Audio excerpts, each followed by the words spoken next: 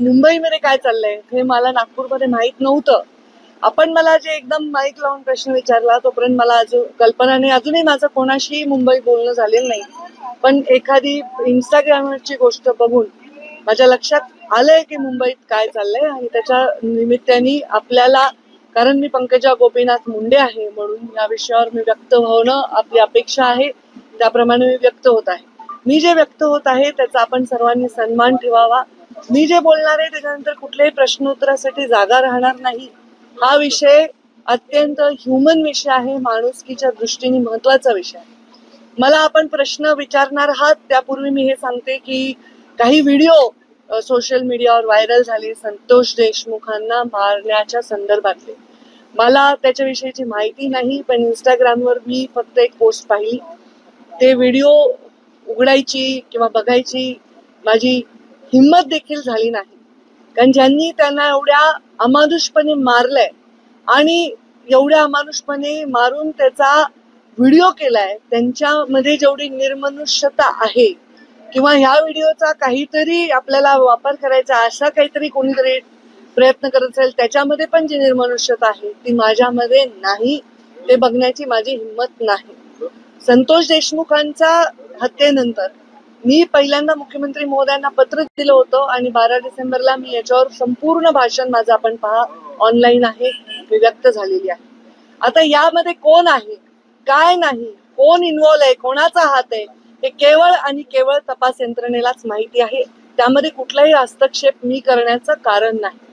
एवढं मात्र नक्की सांगते की ज्या मुलांनी ही हत्या केलेली आहे त्या मुलांच्या मुळे समस्त राज्यातील समाज ज्यांचा काहीही दोष नाही तो सुद्धा मान खाली घालून गंभीरपणे वावरत आहे. खर तर त्या समाजाची जी मुलं आणि ज्याची हत्या झाली त्याची एवढी निर्घृण हत्या झाली त्यामुळे तो समाज एका आक्रोशात वावरत आहे. खरं तर समाज आणि जात याच्यावर बोलायची गरज नाही, पण आता परिस्थितीच अशी आहे. प्रत्येक गोष्ट जातीवर जाते. गुन्हेगाराला कुठलीही जात नसते, अमानुषपणे कोणाला निर्दयीपणे संपवणाऱ्याला कुठलीही जात नसते आणि त्याच्यावर एक निर्णय घेणाऱ्या राज्यकर्त्याला सुद्धा जात नसली पाहिजे. जेव्हा या खुर्चीवर आम्ही बसलो, मी बसले, तेव्हा मी एक शपथ घेतलेली आहे, आमदारकीची शपथ घेतलेली आहे. कुठलाही ममत्व भाव न बाळगता, कोणाविषयी कसलाही आकस किंवा द्वेष न बाळगता काम करायला पाहिजे यावर मी ठाम आहे.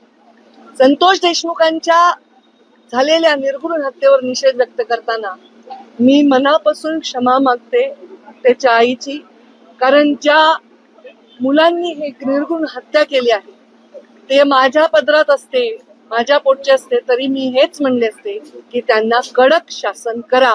याच्या पलीकडे कोणताही राजकीय नेता, एखादं व्यक्तिमत्व कोणीही भाष्य करू शकणार नाही. आज अजून एक तुमचा एकदम उतावळेपणा येतोय की मी काय गंभीर बोलते याच्याकडे दुर्लक्ष करून. तर धनंजय मुंडेंचा राजीनामा झालाय, मी त्याचंही स्वागत करते. हा राजीनामा फार आधी व्हायला पाहिजे होता. हा राजीनामापेक्षा शपथच नाही व्हायला पाहिजे होती. तर या सगळ्या गोष्टींना, पुढच्या भोगांना कदाचित सामोरं जावं लागलं नसतं. घेणाऱ्यांनी सुद्धा आधी घ्यायला पाहिजे होता, धनंजयनी सुद्धा आधी राहायला पाहिजे होता. या सगळ्या वेदनांपासून कदाचित गरिमामय त्याला एक मार्ग मिळाला असता.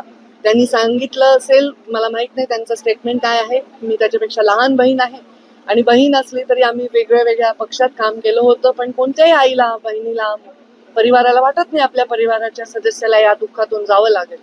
पण जेव्हा आपण खुर्चीवर बसून विचार करत असतो तेव्हा आपण राज्याच्या प्रत्येकाचा सारखा विचार केला पाहिजे. त्या पोराच्या परिवाराच्या, त्याच्या जीवाच्या वेदनांपुढे हे काहीही मोठा निर्णय नाही. त्यांनी तो घेतलाय, ते योग्यच केलेला आहे. मला वाटतं देर आहे दुरुस्त आहे.